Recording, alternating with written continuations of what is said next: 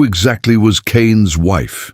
If Adam, Eve, Cain, and Abel were the only humans on earth according to the Genesis account, where did the woman he married come from? And did Cain discover an entirely different civilization when he was exiled to the land of Nod? This is one of the most debated and puzzling questions for anyone reading the Bible. Much of the confusion comes from the order of the verses, leading many to believe that Cain simply stumbled upon a hidden tribe. But what does the text actually say when we look at the original language and historical context?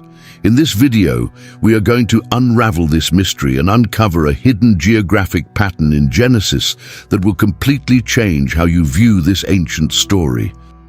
Now, a skeptic might challenge this and say, "Show me the verse. The Bible clearly says Cain went to Nod alone, and only then did he meet a woman." To answer this, we have to look at the exact text of Genesis chapter 4, verses 16 and 17. In older translations, like the King James Version, it reads, "And Cain went out from the presence of the Lord, and dwelt in the land of Nod. And Cain knew his wife, and she conceived, and bare Enoch." This specific phrasing is where the massive misconception begins. In modern English, knowing someone means an introduction, but in ancient Hebrew, the word used here is yada, yada. Throughout the Old Testament, yada is a well-known idiom for marital intimacy and sexual relations, not a first-time meeting. This is why modern translations like the NIV or ESV update the phrase to, "Cain made love to his wife, and she conceived." The text never says he found or met her there. It says they had relations there. But if you want absolute, unarguable proof that his wife left with him, look at this incredible structural pattern hidden in the text. The writer of Genesis uses the exact same literary formula for both Adam and Cain. Look at the parallel. Notice the brilliance of this pattern. In Genesis 3:23, the Bible says God sent him, singular, meaning Adam, out of the garden. Eve's name is not mentioned in the verse describing the departure, yet nobody reads Genesis and argues that Adam left Eve behind in the garden, because the very next chapter says, Adam knew Eve his wife. Everyone naturally understands that Eve went with him. In the exact same way, Genesis 4:16 says Cain went out to the land of Nod, and the very next verse says Cain knew his wife. The structural formula is identical.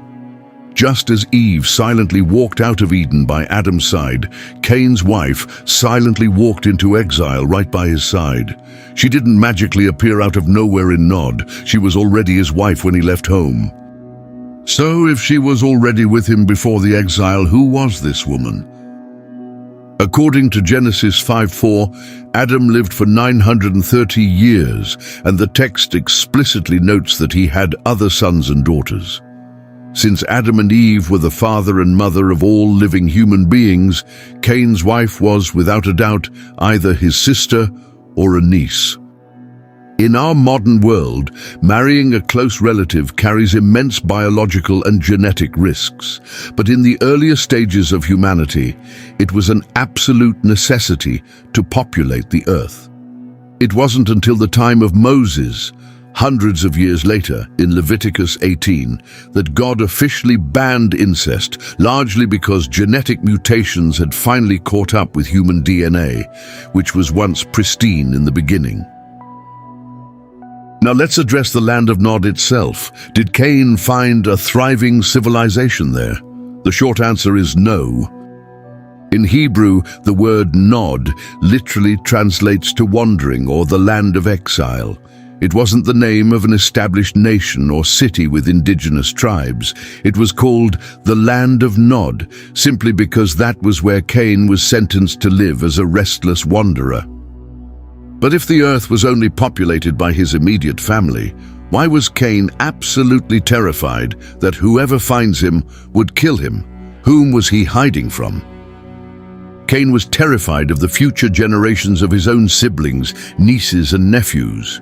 He knew that as the centuries passed, Adam's lineage would expand rapidly across the globe. The story of his crime would inevitably spread, and he feared that one day a distant relative would seek justice and vengeance for Abel. This brings us to a fascinating theological and psychological pattern hidden in the geography of Genesis. Where exactly did Adam and Eve live after they were cast out? Genesis 3:24 tells us that when God drove mankind out, he placed the guardian cherubim and a flaming sword at the east of the Garden of Eden. This means the exit was on the east, and Adam and Eve settled right outside the gate, still within sight of what they had lost. Now look at Cain. Genesis 4:16 says he went to the land of Nod, east of Eden. Do you see the pattern? In the west, the Garden of Eden, the ultimate presence of God. In the middle, east of the garden, the home of Adam and Eve, distanced from God, but still lingering near the gate. In the far east, the land of Nod, Cain's realm, entirely severed, isolated, and pushed deep into the shadows, far from his family and his creator. To protect Cain from being killed, God placed a mark on him as a divine warning to others. This mark was meant to be his ultimate security. Yet, consumed by paranoia and guilt, the very first thing Cain did upon arriving in Nod was build a fortified, walled city, which he named after his son, Enoch. Ultimately, Cain's story shows us a profound truth. Sin always drives us east, a continuous drifting away from peace. And when we lose our trust in God, we end up living in fear, trapped behind the very walls we built to protect ourselves. If you enjoyed this deep dive into biblical history and psychology, don't forget to like this video, subscribe to the channel, and drop a comment below. What do you think the mark of Cain actually looked like? Until next time, this is Eternal Script. Thank you for watching.